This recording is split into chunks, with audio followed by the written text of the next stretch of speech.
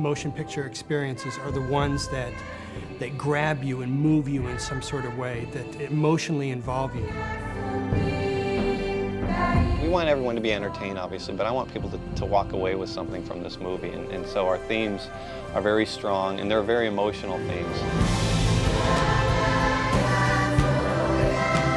It's the story of a boy who's coming to understand love, understand brotherhood. All good literature movies are about transformation.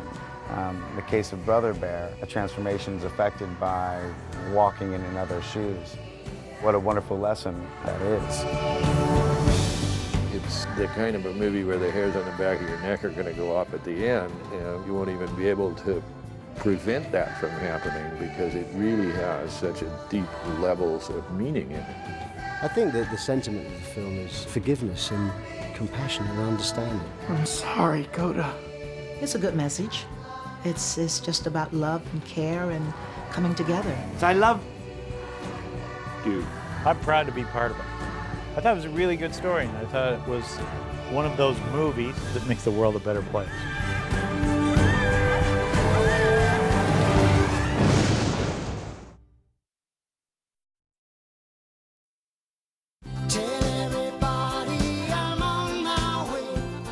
During Lion King, Michael Eisner sort of put his hand up and said, do we have any more animal movies in production?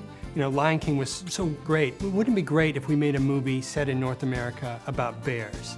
And Aaron Blaise, one of the directors, said, you know, I'm interested in drawing bears. I've been to Alaska a few times, and I like bears. I love the natural world. I do a lot of painting, landscape painting, animal painting outside of my animation job. And so I love that world, and so that was my inspiration coming into this film. Aaron had a great character background. He animated the Gang of Three on Mulan, he animated Raja on Aladdin, and he animated young Nala on Lion King. So he had a great character sense. Just go to a nice pristine shot of the two moose. Bob came on the story about a year into development. Can you back up just a little bit further? What's odd is Bob, Aaron, and I all started on the same day 14 years ago. Feels like 20 years. Yeah, I know. Back when you were 13.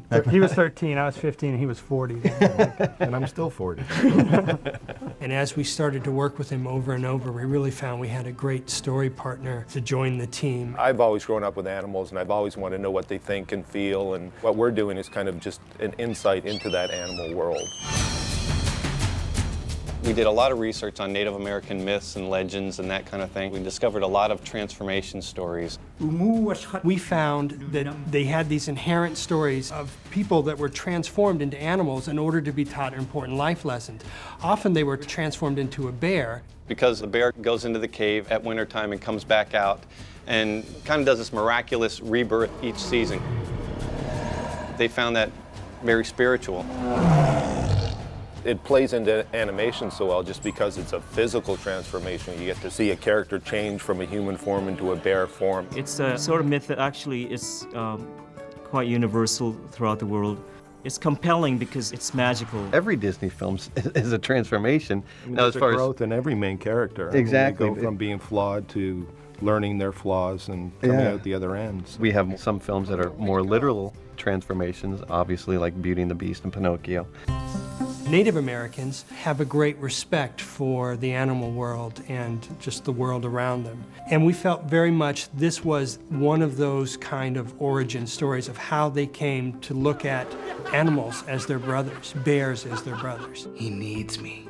It pitches as a very serious film. If you think about Lion King and how Lion King might be pitched, it might pitch as a really serious film too. Like The Lion King, this process was unusual because it was an original story. It's incredibly difficult because you have no boundaries. You can pick and choose from anything. You want to create a story for yourself, and so we're trying so hard to create this great, beautiful, poignant, emotional story. The Great Spirits reveal to us a totem that helps guide us through our lives. We meet with our executives and we meet with our story teams, and sometimes you have as many as 20 or 30 people in a room, and everyone has an opinion that counts. It goes all the way up to the top to Michael Eisner, and he's very much involved in the process. More often than not, it makes the movie better. It just takes a long time getting there. It sure does. I think it's really great. You realize what a team can do that's better than an individual can do. No, I'll do it myself. Put it back. Maybe it's been a fight, but you would call it a great experience.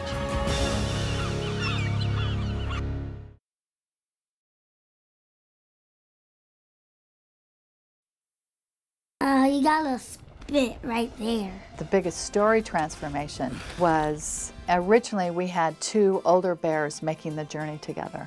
Kenai had met a big bear named Grizz along his journey.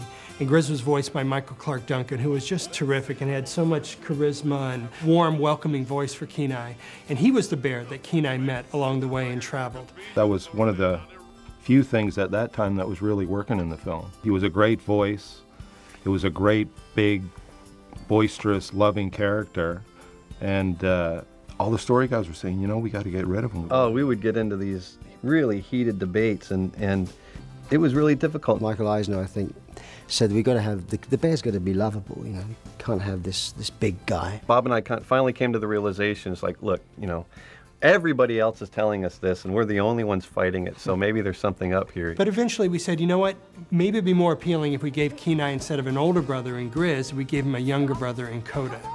And that appeal of a young, innocent, affable young kid is something we thought the audiences would eat up. And it turned out to be much better. It worked out great for the film.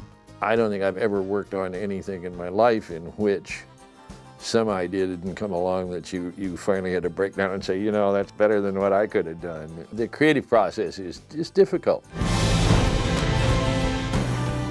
I think we're both extremely proud of what's there. But through the process, I don't know that what's there is what would have ended up there if we would have just, you know, if it was just Chuck, Bob, and myself making this film. I think it's probably better than what we would have done. That's the beauty of this process, though, is that it's such a collaborative process that everybody brings something to it. And the people that we work with are some of the best in the business, and so it's just so great to be able to have all of them bring so much to the story and just build it and build it and build it, and everyone just builds on themselves, and it's an incredible process.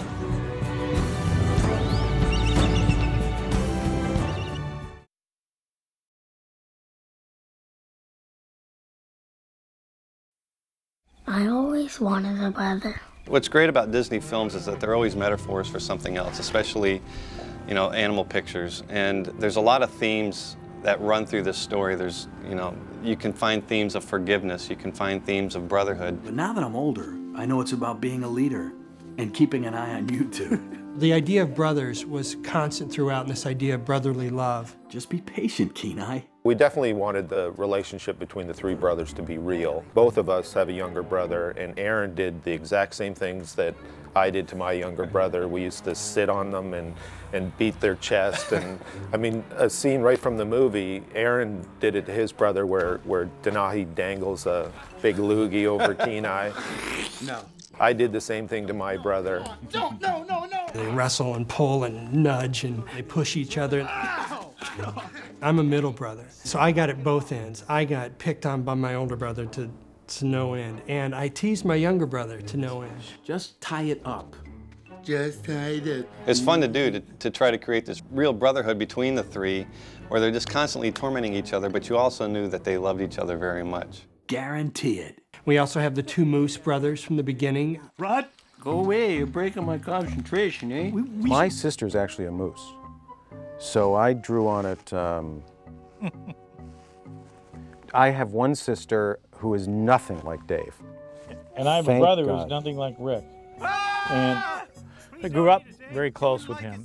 But I've known this guy for 25 years, and he's like a brother. So we relate to each other like brothers. And, you know, I don't see him for a while, fine. From now on, he's my new brother. You can't do that. Sorry, you've been replaced with my dear brother. Gee, I forget your name. One thing that really drew me is their warmth as brothers. I think you're the gentler brother, and I'm the honker. You never, for a moment, thought that these two weren't close. I can change. They have the qualities of many brothers. A little bit of a rivalry, a little bit of antagonism, but at the end, they really love each other. Coda, don't be afraid. Kenai's lesson in the film is learning brotherly love. He becomes a big brother to this little lost bear and finds out that he needs to kind of grow up himself and take responsibility for his actions in life. Left, no, the other left. I think ultimately the message of Brother Bear is when we are faced with choices in life, if we approach them from a place of love and compassion rather than fear and hate, you'll most likely make the right decision. Kenai! There's a lot of emotion, a lot of ideas, and a lot of lessons that we want people to come away with from this film. If they can get just half of what I want them to get, then we're doing pretty good.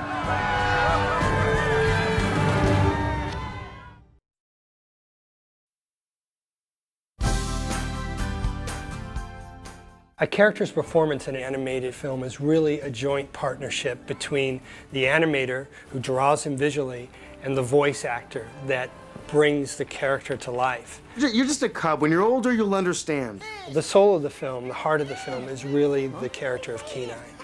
And we auditioned over 100 different actors for the role. You nervous? Excited. We knew Kenai had to be flawed in a way so that he would go out and kill a bear, but that you felt compassion for in some way as well. And what I loved about Joaquin's performance in Gladiator was, here's a guy, he's a villain of this picture. He's notorious, but yet you felt for that character. And we thought, that's what we want. You know about the Great Spirits? Well, I think some of the basic design principles, we have Kenai's proportions. When we design the character, he has a fuller hood on, which sort of mimics sort of that mane or plume of hair on a bear.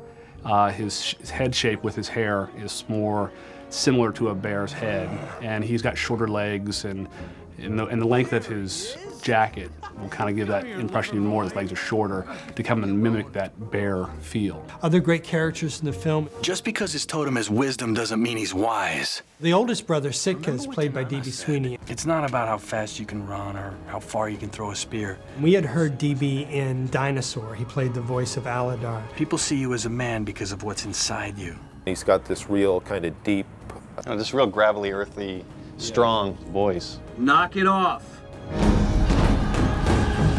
The Sitka design is that he's larger than his other brothers. We want him to be appealing. He needs to be masculine so that you could get the sense that he is the leader of the family. The middle brother is Denahi, who's voiced by Jason Reyes, the original Simba on Broadway. Just make sure you get that basket tied up, oh great one.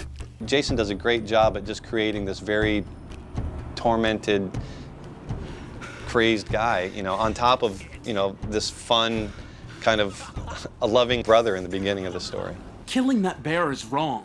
We wanted to make the design of the character convincing. There are certain facial features that are very distinctive among Inuit peoples, people we call Eskimos. Hey, will you two knock it off? We did a lot of research on their costumes, as well as their tools, weapons, kayaks, that sort of thing.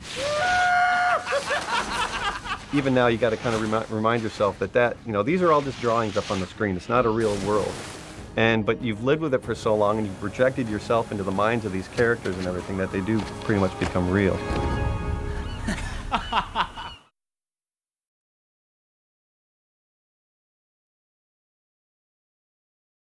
Hey, Coda, come here! When you start on an animated film, you're always hoping to get a good voice, and this time I got really, really lucky. Both Jim Jackson and I, who worked on the Kenai character, Jim as a human and me as a bear, got to work with Joaquin Phoenix. Joaquin's great because he has this huge range of emotion. Keep all that cuddly bear stuff to a minimum, okay, kid? So I enjoyed playing the voice of Kenai a lot. He's a very real character.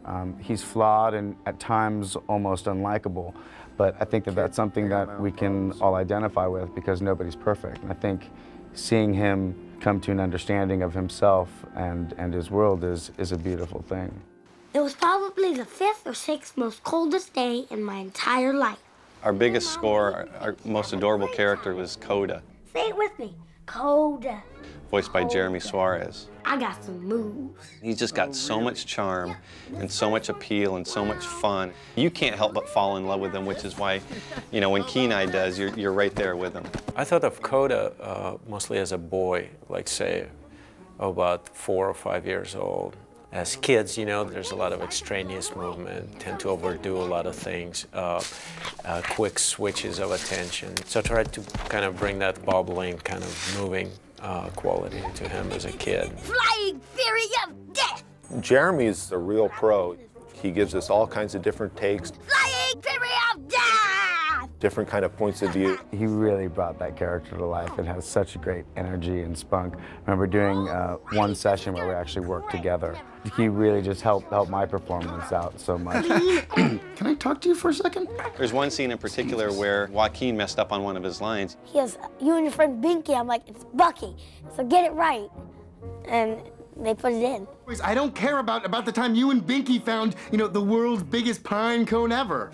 First of all, his name's Bucky, not Binky. We just thought, man, this is great. We fell out of our chairs laughing. Somebody totally improv right in the room. Yeah. And we just were able to use it right in the movie, which was awesome. Michael Clark Duncan. Oh, got you right there. He plays this huge, monstrous grizzly bear. And in person, he's a huge, monstrous person. I mean, just physically, the man, I don't know that I've ever met anybody as big as him. But he's this big, gentle giant.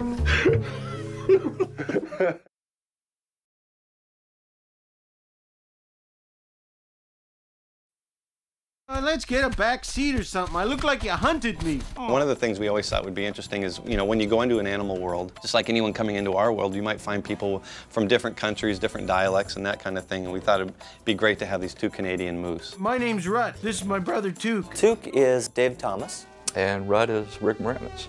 How's it going, bear boy? And, smallish bear? They're the stars of the movie. Excuse me? I don't believe I heard what you said. Right? That's what we were told. It seems that way. We're the comic relief in the movie. I mean, you wouldn't know it from this particular interview, but, we are the comic relief. He's always my comic relief. It's not as easy as it looks. Now just watch what I do, okay? We set out to make real moose. We set out to do them as accurately as possible. However, the story team ultimately had a different idea. Yoga. Shift into salutation to the sun. We had a lot of fun designing them because the moose themselves are funny-looking animals.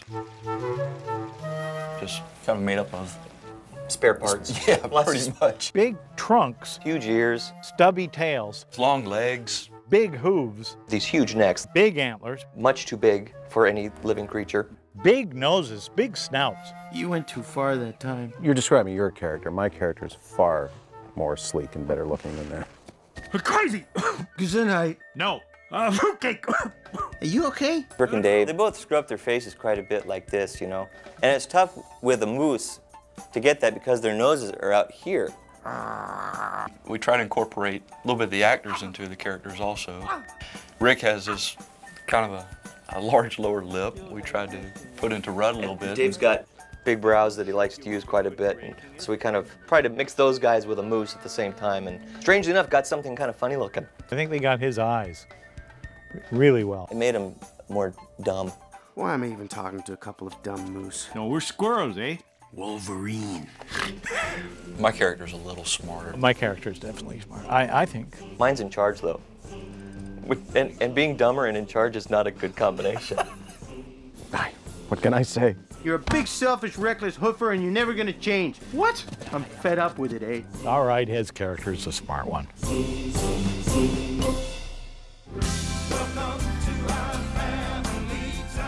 The directors guided us through the whole process, whether it was at the beginning when they were telling us the story of the movie, or actually recording where they were directing our line readings and responding to our improvisations, and we worked very closely with them. Hey, he's coming back. In many respects, the acting required for animation, it seems, is kind of the antithesis of what I'm accustomed to. It's more emphatic, it's bigger.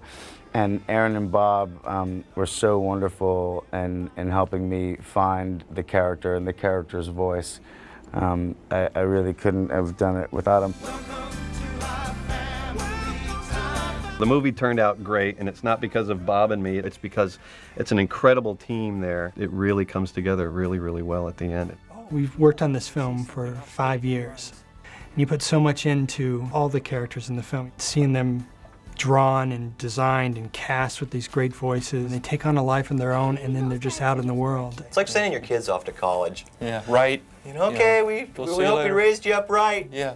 Be sure, See you in the sequel. See you later. Okay, you guys. I guess we'll just catch up with those guys later, eh? We're here to share it all.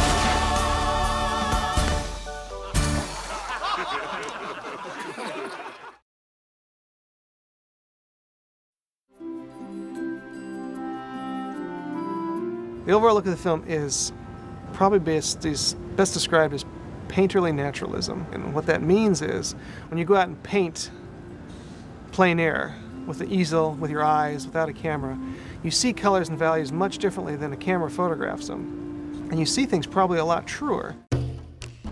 The style of the backgrounds is amazing because they were really, Rob and the background painters, JG, were really able to capture the raw roughness of the area. So what they were able to do in their painterly style, they describe these shapes just like a big boulder. They'll just do one single brush stroke. Jay, our background stylist, he's a very honest painter.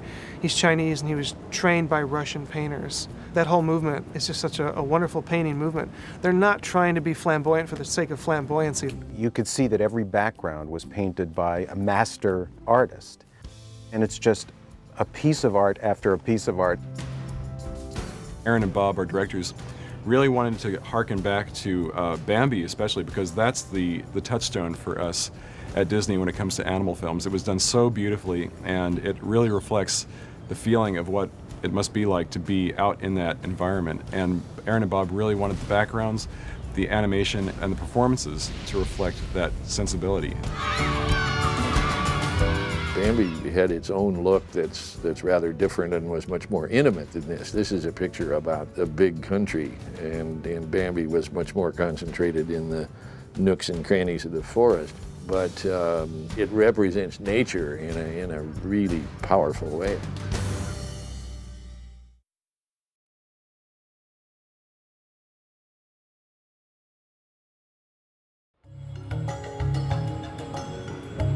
We actually did 2 research trips, and we went to Alaska, and we did a lot of research along the coast, along the interior. Denali National Park was a huge inspiration. We also went to Yosemite in California, and really the film is trying to capture the idealized best of North America. So you have California, you have Wyoming. We could have gone, we went to the Canadian Rockies. So there's great big sequoia trees in some of the sequences.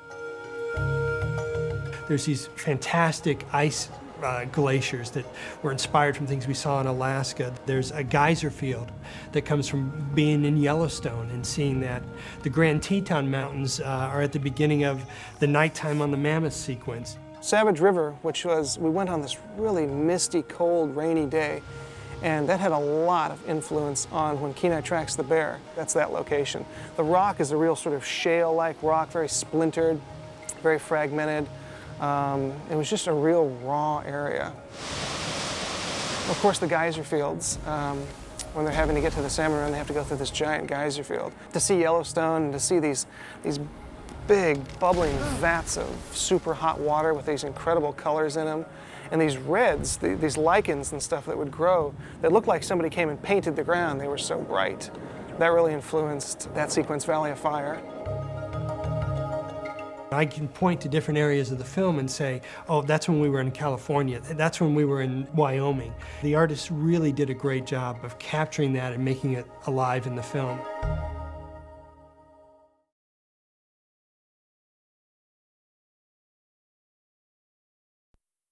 From an animation standpoint, from a character standpoint, I got a lot out of drawing the animals and getting their attitudes and their character and that kind of thing.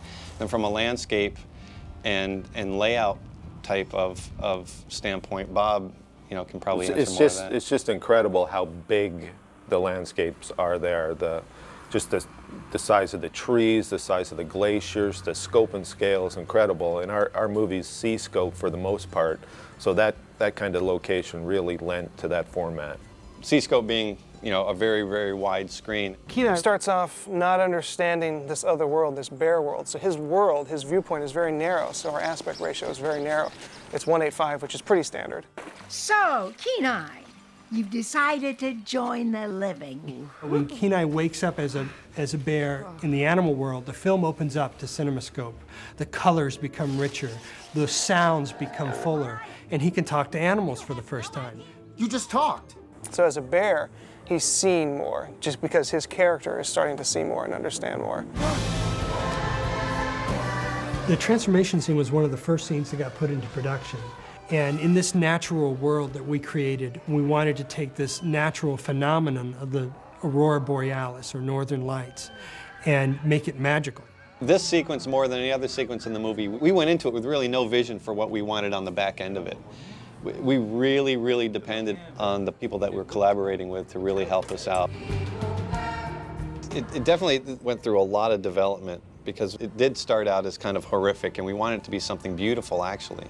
Because we knew Kenai's emotion is like, oh my gosh, what's going on? And he's really scared, but from a visual standpoint, from an audience standpoint, we really wanted it to be something just huge and grand and beautiful. Because it's a good thing that's happening to Kenai. It's a positive thing. It's not a negative thing. So we want it to be very spiritual and very positive. And just through the process and really pushing the people that we had helping us, it really worked. We both work here because we just love the quality that we are expected to create. Nothing less than first rate, you know, is done. And so we really enjoy doing it.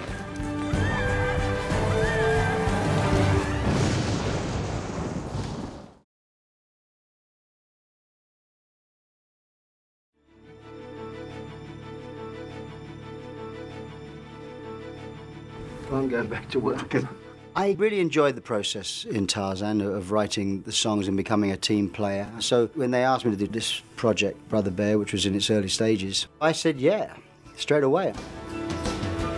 It's a little intimidating in the beginning, you know, working with Phil Collins, but I remember in the very beginning, you know, getting started, he said, you know, I want to be one of the story guys. Just think of me as one of the story guys. Yeah, we're real lucky getting Phil Collins because he is so collaborative. We came and pitched him just a broad outline of the story, and he loved it. And he went home and wrote Brother Bear. I wrote that, and you know, I submitted it, and it was just the beginning of a long journey. But it was something that I desperately wanted to do, but was still a little scared. You know, I was scared the first time when I did Tarzan, because I'd never done it before. Now I was scared of repeating myself and doing the same things all over again. Just play it again. And the advantage on Tarzan was they had a set story. We had the novel you kept referring back to. In this process, it was very organic and it changed a lot throughout. So this is an original story, and it's going to change 100 times. The original story part is so difficult because you're continually trying to figure out from a plot standpoint how things should go, and I think that that's just part of what music's about. We have to stay very flexible. So certain songs would come and go. And of course, as soon as you change something, it has a domino effect on the thing that you started with. And that can be exciting, and it can also be frustration. Can you just play, just one time, just play me the very beginning after, you know, the roll into the very first fill? I've just lost my mind. I remember one time we had this big screening in California, and we were talking about this fishing song. It wasn't quite working. Come on, Kenai, let me show you around. The idea was that when Kenai arrived to the Bears, they were all like, it was a party. It was party, party, party. They kind of referred to it as the frat party. So I wrote a song, Eat, Swim, Fish and Play is all we do. Every day's a one long party.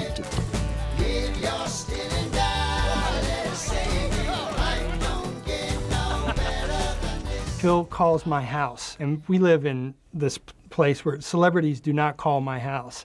But Phil Collins called, and my wife answered the phone. Yeah. Yeah, this is the fantastic stuff that happens. I called him about asking a question about something else, and his wife Kim said, yeah, it's a shame about the fishing song being cut. It's one of my favourite things. And I said, what are you talking about? She said, oh, you don't know? And then I get on the phone and have to, you know, quickly backpedal with Phil and explain to him, well, the Bears aren't noble enough, and we want to change the point of view. And you know, by the end of the phone call, he was teasing me about it. I mean, he's a great sport. I arose to the occasion and wrote something else and said, how about this then? I was in the swimming pool, and it was in the summer, and I started singing, welcome to our family time, welcome to our happy to be time. This is our festival, and best of all, I thought, that's that, I'm becoming a Disney writer. This is our festival, and best of all. I thought that was great. Come here. Look at you. And because they kind of wanted something that was really soulful, and so soul to me is the Stax Atlantic Motown kind of thing. You know, dum, dum, dum, dum, dum. Every bear belongs here.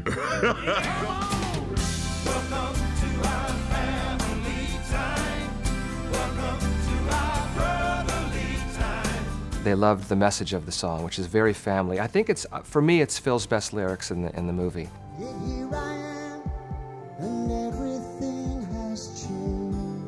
There was a great song called This Can't Be My Destiny in the middle of the film that was from Kenai's point of view. It was basically like a discontent, a song of discontent, which kind of grated on everybody eventually. Ultimately, it was a glass half empty kind of song. It didn't make the middle part of the film as buoyant, as light as we needed it to be. So we flopped it and we changed the point of view on it and made it a song from Coda's point of view. Tell everybody I'm on my way. New friends and new places to see. And this glass half empty song became a glass half full song and just really brought a lot of life and a lot of joy to the middle of a film that really needed it at that time. I just sing and then write down what I've sung afterwards. And, you know, sometimes you hit it and sometimes you don't. And if you don't, you keep going with it. Phil's one of the great songwriters in the world, and he knows that he's a great songwriter. So if I don't like one particular thing of his, it doesn't change his core belief in his ability. And he says this thing, I'll say, you know, I really don't think that's right. And he goes, I didn't marry the song, I just wrote it. You know, the songwriting process is, you know, it's not just writing another song. You know, it's a different story. It has to say different things. And every one you've written makes it that much harder for the next one you're going to do.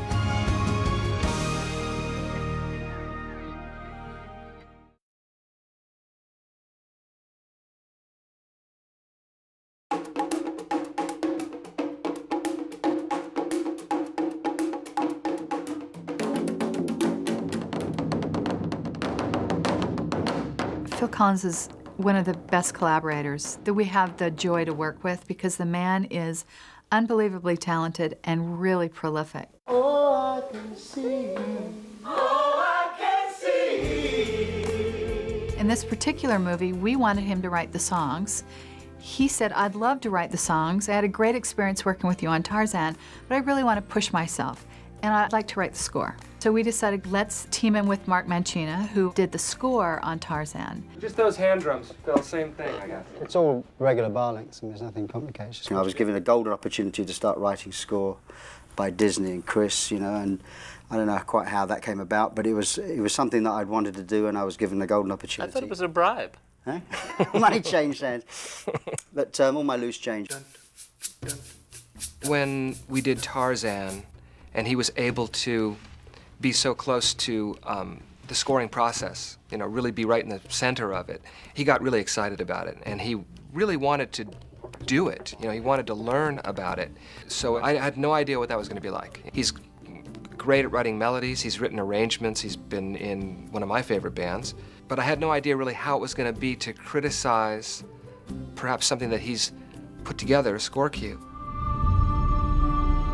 I started to work on the rock painting, you know, in the cave. And I wrote this very kind of busy, now I think about it, but very busy piece of music that was based on various bits of songs from the movie. And I excitedly played it to Mark, you know, who kind of, and it was the right thing to do completely, but it took the wind out of my sails for a while because he basically said, this is okay. This, you don't do that. This is wrong. And this, don't ever do this. And this colour doesn't look good on you at all. And it was totally the right thing to do, and I learned so much from that one phone call. I just felt like I have to react the way that I best know how. It was a little awkward at first, but it ended up being actually really fun. We did butt heads with Phil, I think, because early on, and I think a lot of artists do this, where you get so into a culture and into a sound and a feel that we wanted. And we wanted something really very, very ethnic, and I think ultimately too esoteric for what ended up in a final product. Which sounds better then? These ones? They've got more of an edge to them. It's impossible to be completely true to the Native American Indian at the end of the Ice Age.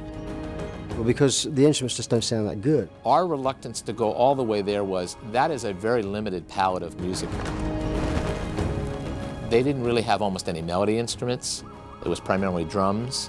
They're kind of pretty lo-fi, you know, so you've got to open up a little bit to take in world instruments.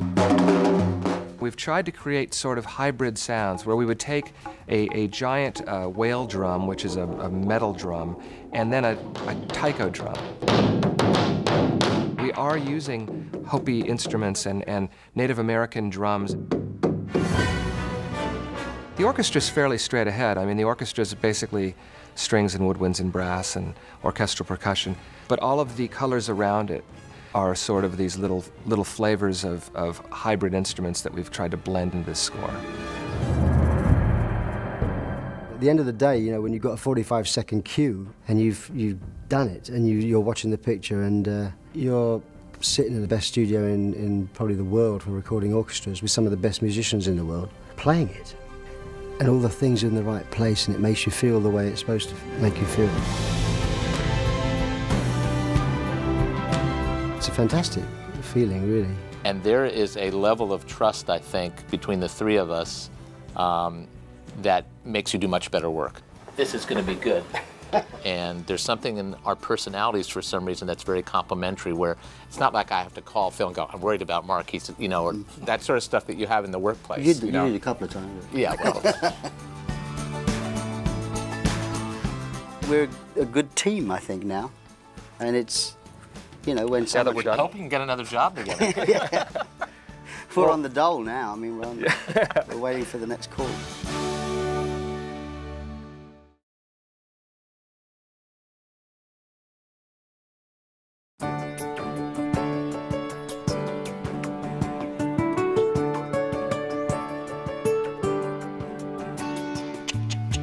I need a bit more level of me, actually.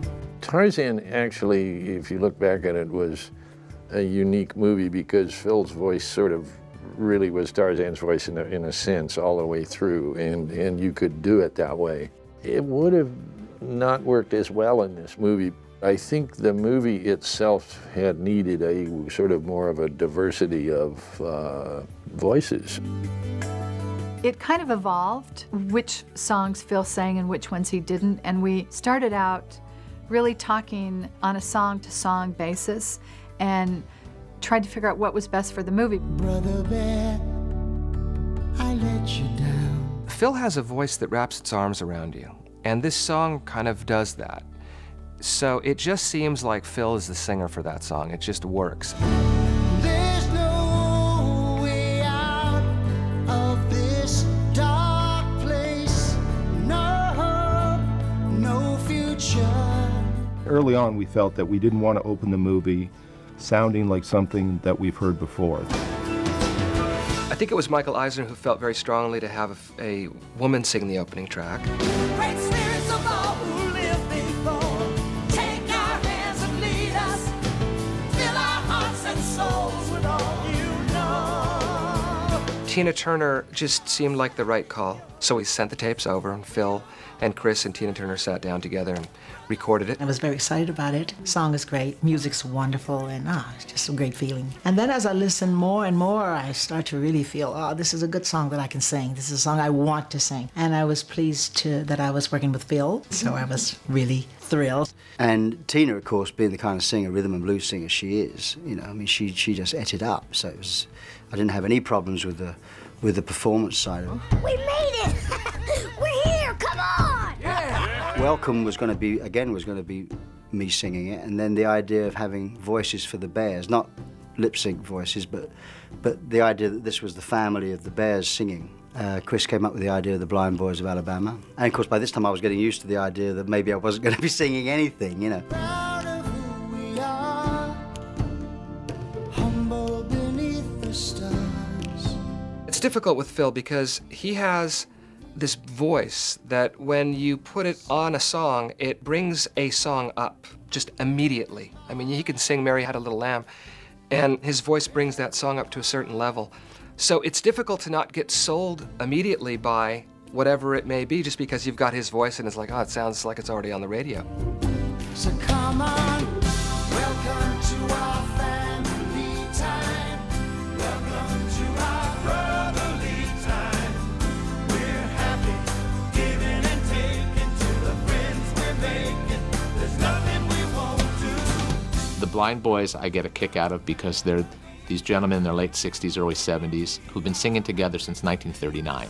And that feels cool to me and very Disney-like to work with people who are so pure at what they do. You know, they're great gospel singers and blues singers. It's a celebration of life. It just gives the film a wider variety, just like you want to have variety in your casting. And I think with this, it probably is a good idea that you let the story, okay, you haven't got anything distracting you with this guy's voice, i.e. me. You've got another group of voices that are representing the Bears. I thought it was a nice song, you know. It's all about family. We here are family, so we can relate to that. And we've been together 60 years. You know we're family. Yeah, celebration of life.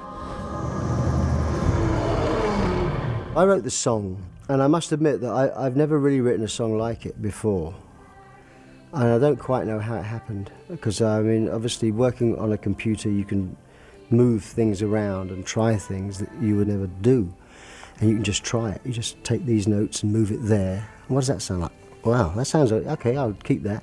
You know, and you kind of, it's like painting, you know, you never really know what you've got until you're doing it. I heard Phil's track, which was already really great, but it just felt like the opportunity to bring the Bulgarian Women's Choir into the film.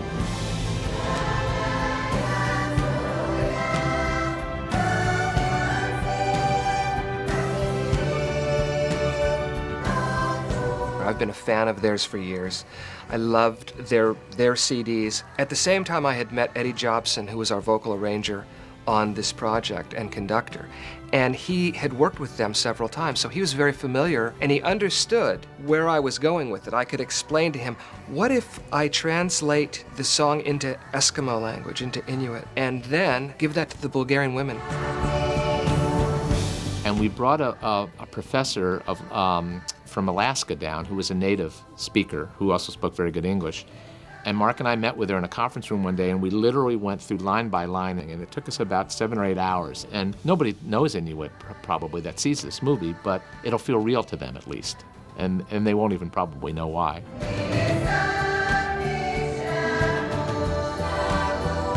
This idea of an Eskimo language being sung by the Bulgarian Women's Choir with a song written by Phil Collins, it's quite a combination. That's when it started to be something that just became magical.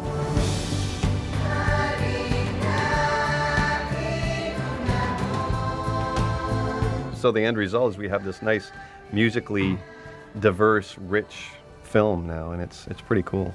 I'm proud to have written the songs, you know, and even if it's just a few minutes of music where you catch your breath or you have a little tear and you think, boy, this picture and this music and this sentiment works. It's a very strong feeling. Wow. Wow. Great. Cool. Wow.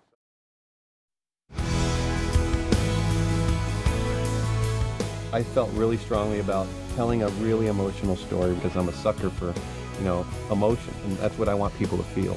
I always wanted a brother. I think this movie is going to be around for a long time because it has a really deep and really rather simple kind of a message. It has something very basic to say to anybody who sees it. I'm very proud to be associated with it.